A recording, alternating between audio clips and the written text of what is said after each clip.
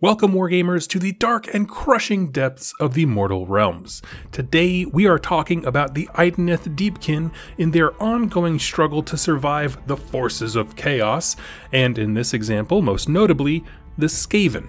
This story is pulled straight from the Deepkin battle tome, and it's called Siege of the Great Scaphodon. Many enclaves report Skaven incursions, but none are as damaging as the invasion of the Nautilar. The Skaven fleet of decrepit submersibles and cark ships, little more than vermin-infested corpses of sea monsters, invade the Idnith city-nation built upon the back of a great scaphodon. Spires are toppled, and the whole inner whirl sectors of the titanic beast shell are overrun with ratmen. Using strange drills, the Skaven burrow deep into the Nautilar's capital. The battle lasts for 6 years, spreading through nearly all the hundreds of miles of the shell structures built upon the Great Scaphodon. The stubborn defense of Nautilar staves off defeat, but it's only the arrival of High King Vulturnus and the Stormcast Eternals that allows the Idnith to take the offensive. At last, the Skaven leader, Gristleback the Grey, is slain. But the damage caused to Nautilar's empire is catastrophic, and the Ratmen's lingering taint remains. The Nautilar go on to join the Ironrack in allying with the Stormcast in several key conflicts. Okay, so there's a lot of things to touch on with this story that make it so fun, and I want to touch on a few for each faction involved. If you don't know, the Nautilar, enclave of the Deepkin, is intensely fascinating to me. They started as an expansion or a colony or an offshoot of the Ironrack. And where they settled was, it was kind of like an area that was rich in souls, but mostly rich in natural shell material. If you're not familiar, the Deepkin can actually mold and shape shell and bone and that kind of stuff to create their structures. And if you're a 40k player, the Eldar do something similar with Wraithbone. The point is, from its establishment, this sub-city boomed in both size and population. But it was several years after its founding, however, that they learned they didn't build upon this perfect little ocean shoal seabed, but in fact on the back of a huge underwater creature with a tough outer shell. It was this shell that they had been growing and shaping to fit their needs. This creature, called a scaphodon, is like a living mountain underwater. It's slow, kind of ponderous, it doesn't move terribly often, so they only realized where they built their city after the great beast began moving from the waters of Ghiran to the warmer climates of Gur. But since so much progress had already been made, they just kind of rolled with it, and this Ironrack settlement, now far from its parent city, broke off, and they took on the name the Nautilus. And the things that made it so successful kept going, that kept happening, right? And these things were awesome. These were hardy, pioneer-style elves who worked hard to see their society thrive. At one point, they had skyscrapers and entire kingdoms and suburbs. Everything is built onto the back of this colossal beast. However, as I often say in these videos, this game is not called Peacehammer. It is a Warhammer, and the good times were not to last. You see, the longer the Deepkin existed and even expanded, and this is Deepkin like, capital D as a race, their presence began to be noticed by larger powers. And the entirety of their society and lives, it lives and dies by their ability to remain hidden, right? They wipe memories of their victims, they live deep undersea where no one can find them, most notably Teclis, their creator god who abandoned them. Everything revolves around secrecy. But after enough raids and missing souls and sunken ships, minds like Nagash, Slaanesh, and even Archaon the Ever-Chosen began to notice something. There's something about the waters that we don't get. And so Archaon, actually in one short story within the Deepkin book, he tasks the Skaven with figuring out what's going on. There was something lurking under the oceans of the realms, and he intended to find out what it was. For the Skaven, there are a few ways they could tackle the issue. One, of course, was the use of gnaw holes, their ability to bore and dig through the stuff of reality itself, which I went over in the Skaven lore is extremely dangerous. It's hard to get right. They more often than not, miss their destination by hundreds of miles. And then they have cave collapses and all this kinds of stuff. It's not like an easy button win thing. There's even a maligned porn short story where they basically are looking for a Deepkin enclave, and they tunnel out into the bottom of an ocean and it literally drains the sea. They miss their target, kills all the Skaven, it floods them to death, but they manage to drain the ocean, which then exposes the Idoneth enclave there. But here's the thing. The Nautilus are mobile. Again, they're on the back of this creature that started moving. So what do you do? How do you chase something like that, right? If you start seeing trends, like say coastal towns getting wiped out, as it moves down the coast at a fairly consistent speed, it stands to reason that there is something there and moving. And so gnaw holes are out, but the crude geniuses of the Skaven, I'm sure, this is just speculation, based on the story, Clan Scryer and Mulder probably working together, had a solution. We need some daggum submarines. And while I'm sure the clans tried doing things on their own, because they always do, like I'm sure the Scryer were developing, an iron-hulled ship that likely blew up and killed everybody, or catching, huge fish and sewing Skaven brains into them seems like something Mulder would do. In my mind, Skaven always seem to rise to the challenge when they work together as much as they hate it. So I feel like they came together, combined their efforts. And of course, no clan is mentioned in this story, but I think creations like the Storm Fiends, which require elements from multiple clans to work, is a good proof of that. However it was designed, the solution was to somehow catch and kill creatures that could survive the crushing depths of the ocean, hollow them out, and then jam a bunch of rats inside of them, and somehow turn them into mobile platforms, right? Essentially turning a natural creature into the grossest, most dumpy version of like a D-Day lander I've ever heard of. And through some means, they were actually able to track down and locate the Nautilar, coming at the capital with bodies, drills, and all manner of weapons.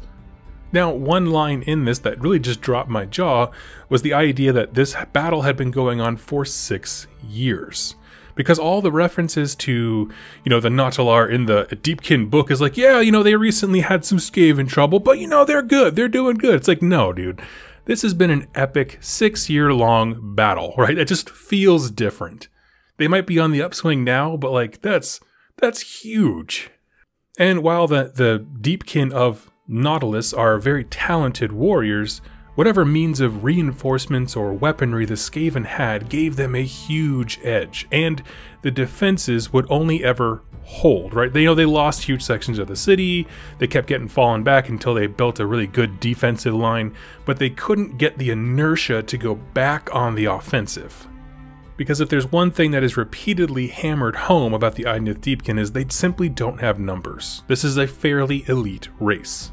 So I'm sure they tried hard, but the numbers, raw, manpower that the Skaven can bring really meant that this was the best that they could do, a stable defense after years of being torn apart.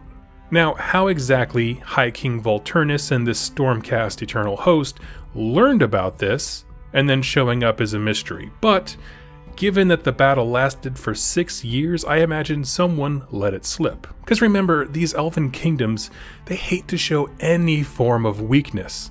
So I don't think it's like the Skaven first invaded and someone dispatched, a messenger like, hey, Ironrack, come please help us, we need your help. But no, I think they wanted to keep this in-house, prove that they could manage the defense, and 6 years went by, or something, some measure of time went by, until somebody outside of the Nautilar realized what was happening and actually proactively sent help.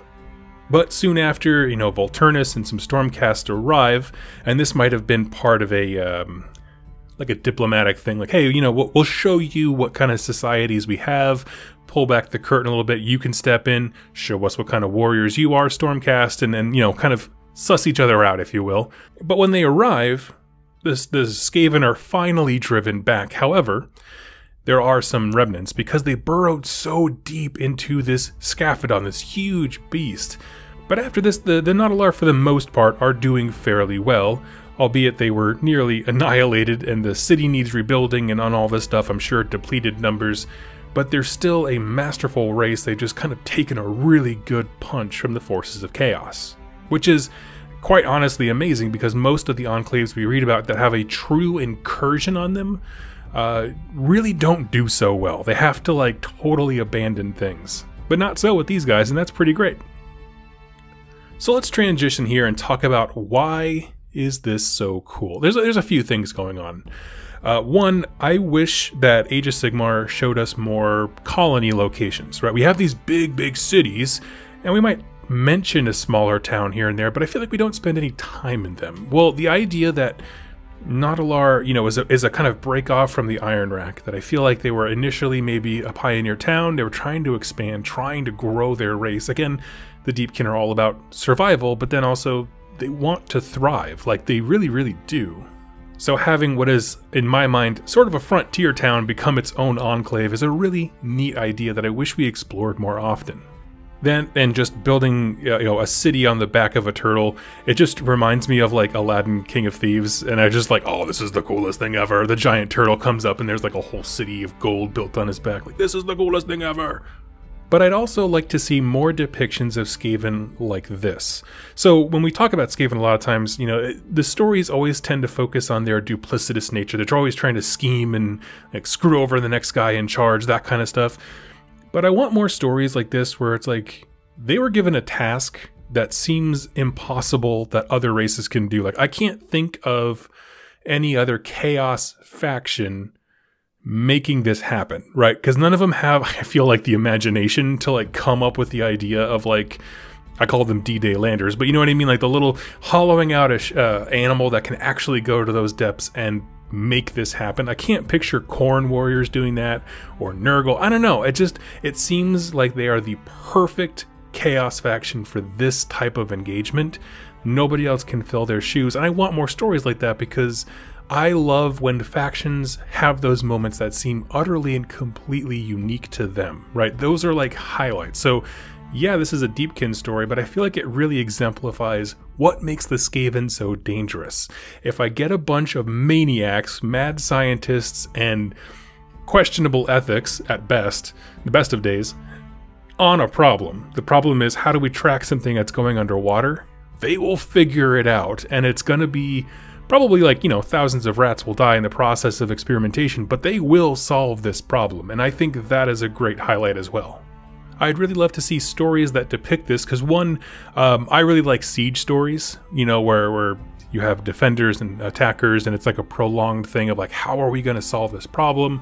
You know, there's holes in the defenses, you know, Battle of Helm's Deep kind of stuff, where it's a siege mentality, and you're just trying to like defend everything that you can. I love those kinds of stories. But also, I think it's really important to highlight the fact that the Deepkin are not safe anymore, right? That's something we see in the short stories, certainly the Malign Portents when they were first coming out and being debuted as a faction, is they can always just retreat to the darkness and no one will be able to find them. But now more and more the Deepkin enclaves are being revealed to all factions. Whether or not they can actually reach them and do anything about the Deepkin is a different story. Like, what are the Beasts of Chaos really going to do against Deepkin? Question mark. You know, I got nothing. But the fact that now they're being more renowned and known and being bigger players in the main story arc, like they were with Broken Realms Morathi, it just is so significant that now their secret's out. For a faction that lives and dies by remaining hidden. Because, you know, I guess in a sense, I kind of think of enclaves sort of like magma holds, for those of the home bases of the Fire Slayers, where they use so much of their natural environment as a defense that if you can crack that, they get wrecked every single time their enemy comes into their base. Like, you know, a magma hold uses rock formations and lava pits and all this stuff to act as natural defenses, which is so cool. But man, every story where like the Skaven or some chaos faction, there's been a few actually in short stories where, you know, Khorne or Slaanesh will get in there. Once you crack that egg, they don't do well on a defensive line, right? If the natural defenses that they use are somehow subverted, it's no longer really a fair fight. They tend to lose, or at least get a really good punch to the chin in all these stories. The same goes here. You know, instead of rock and magma, it is crushing depth, darkness, and cold, right? You have to physically make it through the water.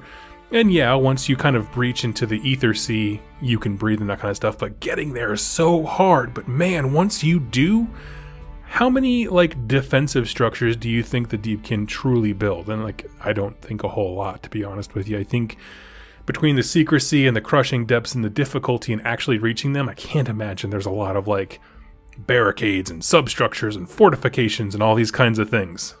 And I think that that makes a really compelling story when it's like, we weren't really ready for war here.